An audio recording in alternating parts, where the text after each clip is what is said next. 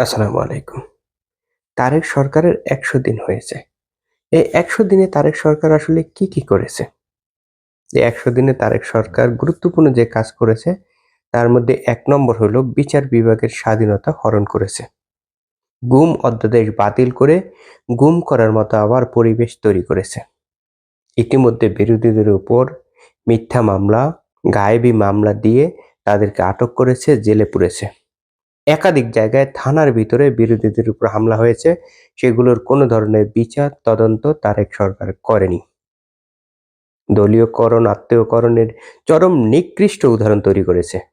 বিশ্ববিদ্যালয়গুলোতে যে ভিসিদের নিয়োগ দেওয়া হয়েছে, তার একমাত্র যোগ্যতা হচ্ছে তারা তারেক রহমানের অনুমোদিত ইউট্যাব কমিটির সদস্য। বিভিন্ন বোর্ডে যাদেরকে বসিয়েছে, তারা কেউ ছেলে, কেউ ভাই, কেউ ভাতিজা, আত্মীয়-স্বজন।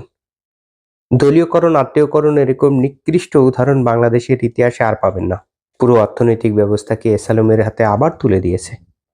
বাংলাদেশ ব্যাংকের গভর্নর বানিয়েছে এসালমের ব্যবসায়িক পার্টনারকে, এবং সে ধীরে ধীরে অন্য ব্যাংকগুলো, যেগুলো ইতিমধ্যে এসালম ধ্বংস করে দিয়েছিল, সেগুলো আবার দখল করার চেষ্টা করতেছে। ইতিমধ্যে একাধিক নির্বাচনী প্রতিশ্রুতি ভঙ্গ করেছে। গণভোটে হ্যাঁ ভোট চেয়েছিল, কিন্তু গণভোটের রায় বাস্তবায়ন করেনি এবং করবেও না সম্ভবত। বারবার সংস্কারের কথা বলেছে, এখন বলছে তারা সংশোধন করবে। অর্থাৎ পুরনো ফ্যাসিবাদের যে পুরো কাঠামো ছিল, সবগুলো কাঠামো বর্তমান আছে। সারা দেশকে চাঁদাবাজের স্বর্গরাজ্য বানিয়েছে। দলীয় অভ্যন্তরীণ কোন্দলে খুনের পরিমাণ দিন দিন বাড়তেছে। আধিপত্য বিস্তার, দখল, লুটপাট এগুলো নিত্য নৈমিত্তিক বিষয়। আইন শৃঙ্খলা পরিস্থিতির চরম অবনতি ঘটেছে। প্রতিনিয়ত চলতেছে খুন, ধর্ষণ, প্রকাশ্যে ছিনতাই। আইন শৃঙ্খলা পরিস্থিতি উন্নতির জন্য কোনো ব্যবস্থাই নিতেছে না। হামের টিকা নিয়ে তর্ক করতেছে, অথচ হাম বিস্তারের জন্য কোনো পদক্ষেপই নেয়নি। এমনকি জনগণকে সচেতন করার মতো উদ্যোগটাও গ্রহণ করেনি। বিপ্লবের পরে মানুষ চেয়েছিল, জনগণের মধ্যে প্রত্যাশা ছিল চাঁদাবাজ মুক্ত, দলীয় আধিপত্য মুক্ত, ভয়হীন একটা পরিবেশ পাওয়া যাবে, পুলিশ প্রশাসন হবে দলীয়করণ মুক্ত। কিন্তু এর কোনোটি তারেক সরকার করেনি, করতে পারেনি।